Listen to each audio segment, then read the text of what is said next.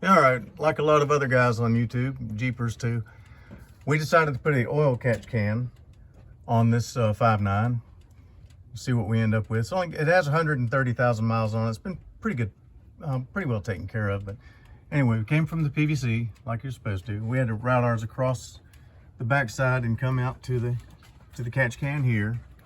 And then on this 5.9, unlike the other 5.9, since we changed intakes from a Dodge truck, because ours cracked. Anyway, we have our we have video on that.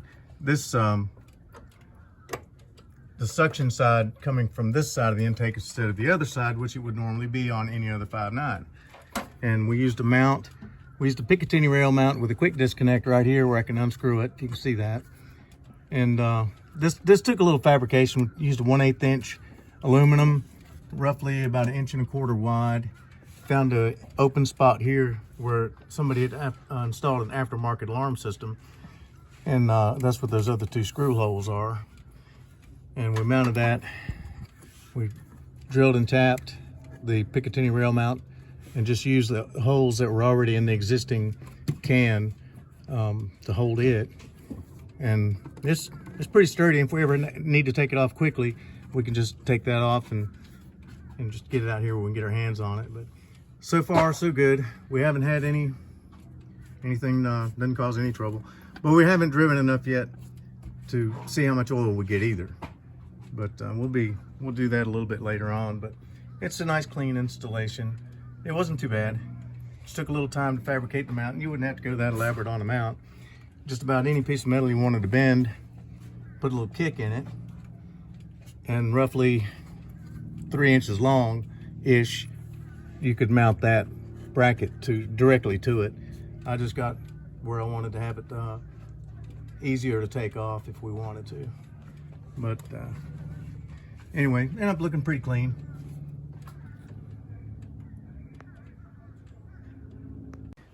It's an Amazon kit. It's 25 bucks. This is what you get. You get just some really cheap rubber hose for whatever, I don't know what you would use that for. I wouldn't use it. I'd throw it away. And be sure to get a fuel line. This one, I use 3/8. Get something rated for fuel or power steering or automatic transmission. That's going to be able to handle the petroleum product, the oil in this case. Actually, they'll handle gas too. But you want to stay with that and not water pump or anything like that. You want to definitely get something that's rated for oil. These are the fittings that come with it. So whatever your size, whatever you need size-wise, you've got it. You got half, 3/8.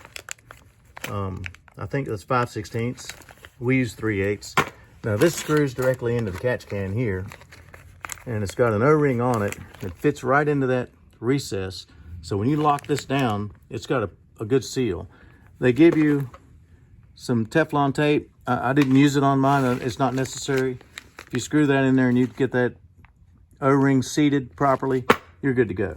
They also give you some steel wool to stuff down in the can, and that's a good idea, especially if you drive off-road and you're at all kinds of angles and you've got some oil in here. It keeps it from sloshing and getting sucking a slug down into your intake. So it's not a bad idea to run it.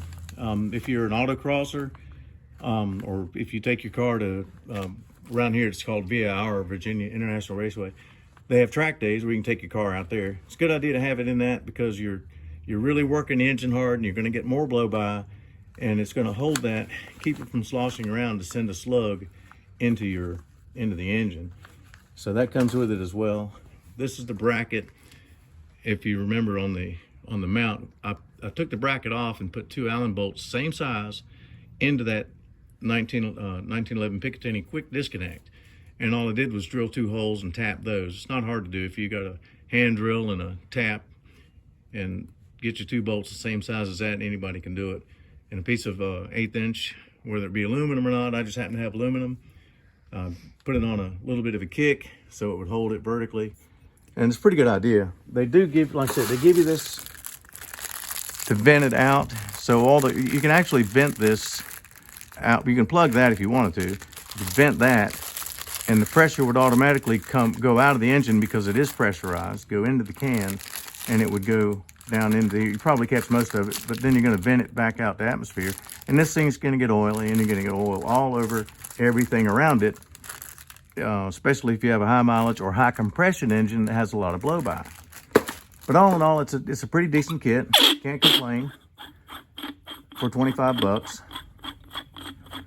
We're gonna give it a shot, and I probably we'll put one on that ZJ next.